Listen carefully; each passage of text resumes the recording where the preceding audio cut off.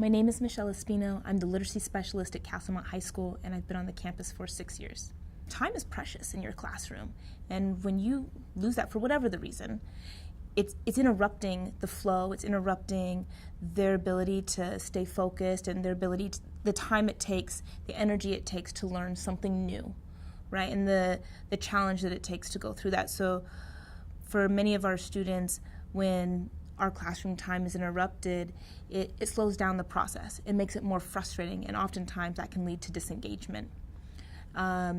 When you're missing, if you're starting high school but you're reading several years below, maybe even at like the late elementary to even early junior high, you need as much practice time as possible to catch up. It's thinking about it like this.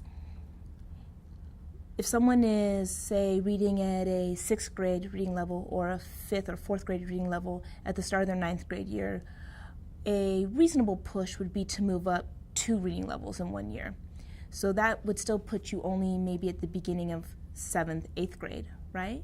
So you're talking about even in 1 year's worth of time, you might not completely catch up to where you needed to be. So losing time, taking away that instructional time and taking away that practice time continues to put students behind in where they need to go and where they're trying to grow towards.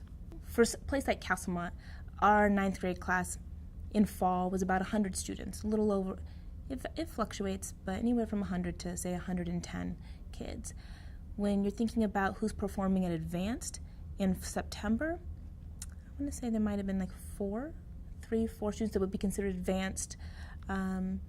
There might have been about 10 at grade level, and then the rest would fall somewhere between basic or below basic or far below basic. I think that for many of our young people, they go through their entire school careers with educators who are also going through high turnover. So maybe someone who, even say a 3rd grader, they might have a first-year teacher, and then they go to 4th grade and they have a first-year teacher, and maybe they're in 5th grade and they have a 2nd or 3rd-year teacher, and it's just continuing that cycle. So they're constantly in a system where the folks who are holding them care about them and are definitely trying to do their best to craft high-quality, rigorous lessons, but maybe themselves aren't quite experienced in addressing students' literacy gaps, students' literacy needs, or maybe aren't even completely aware of what those needs are or where the gaps are and how to fill them. And they haven't had the training. So for a lot of our young people, they might have just been passed along or pushed along, or again, what's happening at one school site, if they move to another school site, the routines, the systems, even their data itself may not necessarily follow them. There's a variety of reasons, right, why folks aren't coming in. Sometimes it's sick, and then sometimes it's just burnout at this point in the year. And it's hard to get subs to come to places like Castlemont. We're not necessarily the first place a sub will pick up. We're very blessed to have some certain subs who do want to work with us, but it can be hard to get folks to pick up our job numbers.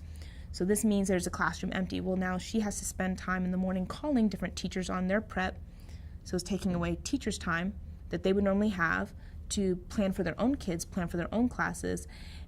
Now they're spending time trying to run a sub lesson. A lot of our students, they don't always know the difference and between quality instruction or what it would look like to have non-interrupted class time. They assume that's the norm many times, but for you to watch and see and to know that, or to sometimes feel that there are just times where you don't have control. We often talk about your classroom as being the place where you have a locus of control. And a lot of times I think that particularly inner city teachers and teachers who work in urban environments are told, well, we know that it's messed up, and we know that you have no resources, and we know that there are disruptions in the hallway, and we know that there's violence that the community faces, but that you have control over what's going on in your classroom.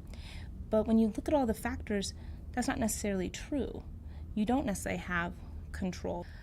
I believe that as a public institution, I believe that the state of California is responsible for understanding that equality is not equity, and that certain schools need more resources, and that they need to put pressure on districts for equal and or even more equitable funding of programs and creating environments where sustainability is something where teachers feel that they are able to be sustained and you can retain high quality educators who really believe in their practice and their craft and want to hold kids well.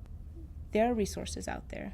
There is funding out there, and it's more about who's getting that and how it's being channeled into schools and really how it's trickling down to kids and ultimately families and the communities that public institutions like a school should be serving.